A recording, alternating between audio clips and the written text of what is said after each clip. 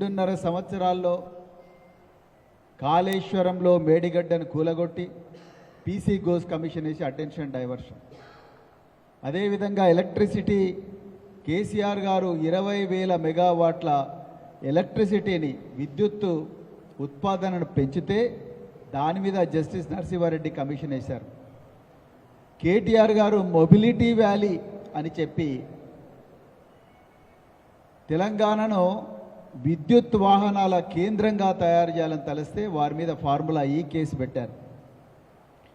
హరీష్ రావు గారు ప్రతిరోజు కూడా ఈ 6 గ్యారంటీల అమలును కానీ లేకపోతే తెలంగాణ రైతులకు నీళ్ళల్లో మరి అన్యాయం జరుగుతూ ఉన్నది, పోరాడి తెచ్చుకున్న తెలంగాణలో నీళ్ళ విషయంలో అన్యాయం జరుగుతుందంటే వారి మీద కూడా పంజాగుట్టలో అక్రమ కేసులు పెట్టారు. ఇప్పుడు ట్యాపింగ్ అని చెప్పేసి ధారావాహిక సీరియల్ నడుస్తూ ఉన్నది.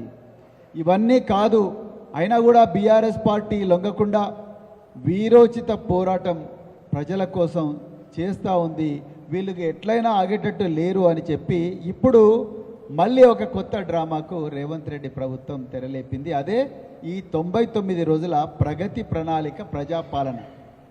మీరు ప్లానింగ్ డిపార్ట్మెంట్ ఇచ్చిన గైడ్లైన్ చూస్తే నిజంగా ఆశ్చర్యం వేస్తుంది. అధికారులంట ప్రతిరోజు కూడా ఈ 99 రోజులు శానిటేషను, తర్వాత పెండింగ్ ఫైల్స్ క్లియర్ చేయాలి, అదేవిధంగా పరిసరాలను కూడా జాగ్రత్తగా పెట్టుకోవాలి, అదేవిధంగా ఇంకేమైనా ఉంటే అవన్నీ చేయాలంటున్నారు.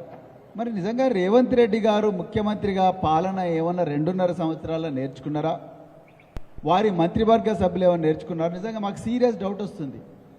అయ్యా రేవంత్ రెడ్డి గారు, అదేవిధంగా మరి రెవెన్యూ మంత్రి పొంగులేటి శ్రీనివాసరెడ్డి గారు, మిగతా మంత్రులు అందరూ కూడా మీరు ఈ 99 రోజుల ప్రజాపాలనలో ఇచ్చిన ప్రతి అంశం కూడా అది పరిసరాల పరిశుభ్రత కానీ, మరి అదేవిధంగా పెండింగ్ ఫైళ్ళ క్లియరెన్స్ కానీ, లేకపోతే ప్రజల ఫిర్యాదులు వినడం కానీ ప్రతిరోజు కూడా ప్రభుత్వ ఆఫీసుల్లో అందరూ చేయవలసిందే.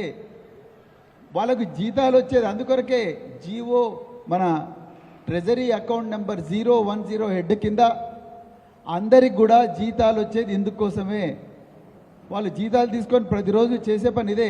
మీరు కొత్తగా 99 రోజుల ప్రజాపాలన ప్రగతి ప్రణాళిక అంటున్నారు. నిజానికి ఇక్కడ తెలంగాణలో ప్రజల మీద ప్రతీకార పాలన నడుస్తున్నది, ప్రజాపాలన కాదు. ప్రజలను దోపిడీ చేసే పాలన నడుస్తూ